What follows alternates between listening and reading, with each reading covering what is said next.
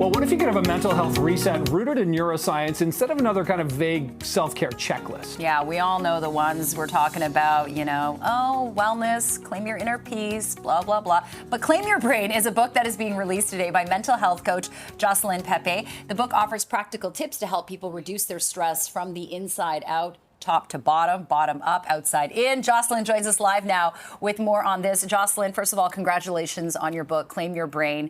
I love how it's broken up in chapters, starting with your own personal story, because that's where your credibility comes in, right? You had a traumatic brain injury in 2021. You talked about the 3 Ps, pregnancy, postpartum, perimenopause. You've been through the gamut, and you said that, hey, if you can recover and get your brain to a healthy place, everyone else can do it. So tell us a bit more about your story. Yeah, thanks for that. It's a journey, and the thing is, we all have a story. And so by myself putting my story out, it gives people the courage to really share their own. So that's really the intention behind it. But from the womb, we are all experiencing our stress tolerances be built. And so from adverse childhood experiences, we all have. I had my own, which built my own stress tolerance, and then up through puberty, pregnancy, women go through hormones, postpartum, miscarriages, all types of different experiences with that whole period in life. And then perimenopause, of course, there's a lot more conversation these days around perimenopause and mental health, but mine culminated with a traumatic brain injury. I was a triathlete training for a triathlon, and I went headfirst into the side of the road and was unconscious. Oh my gosh. And so since then, I've been on a real mission to talk about not only mental health, but brain health, because they're so intricately linked. Yeah. And describe the difference there, because there's a distinction with an important difference, isn't there?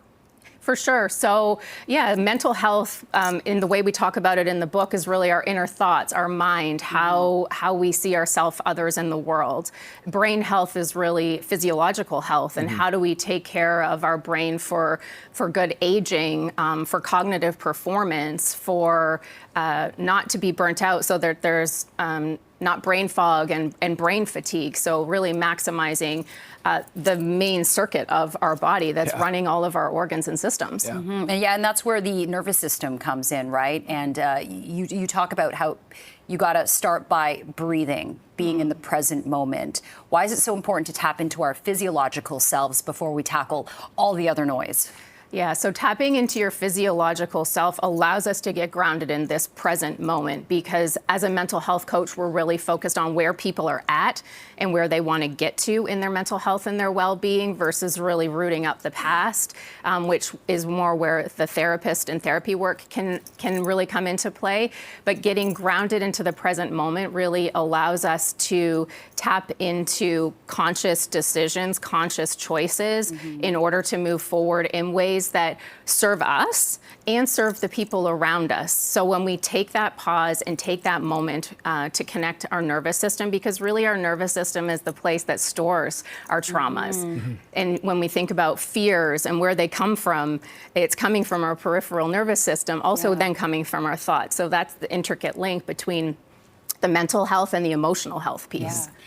There must be fear around writing a book. I know you've done a lot of public speaking about this, but was it A, were you a bit fearful of sort of attacking this, and B, was it cathartic writing it, putting all of this on paper as well?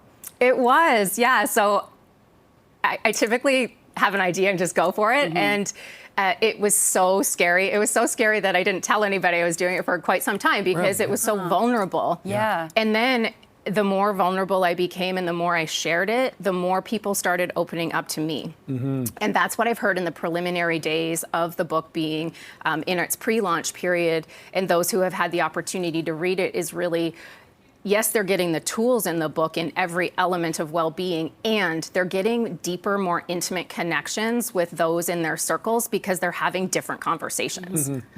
Yeah, and Jocelyn, you talk about, you offer a lot of concrete tips, but also exercises. Sorry, I'm going to sneeze.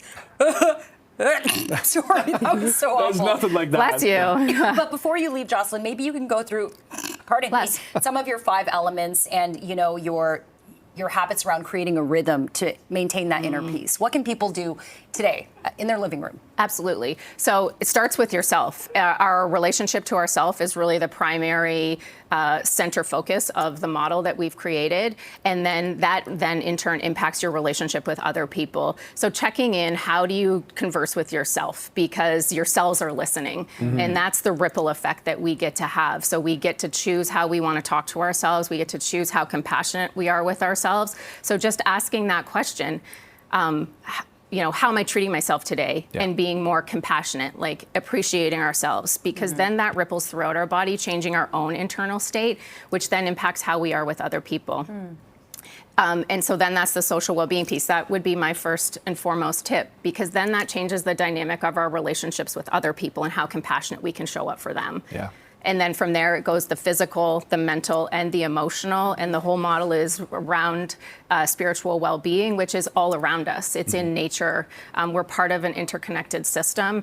So taking it one step at a time, beginning within, is the most critical part. And when you take it out to the spiritual well-being piece, that's where you tune into the rhythm. So whether it's seasonal rhythms, whether it's women operating on 7-day cycles or men operating on 24-hour cycles, when we tune into those bigger rhythms of life, then we can tune in deeper and have increased health and mental health and well-being. But you have to claim your brain. Okay, Jocelyn Pepe, appreciate this morning. Thanks for all this. Good luck with the book. Thank you so much. Pleasure meeting you. Congrats, Thank you for Jocelyn. having Nice me. to meet you. Nice to meet you.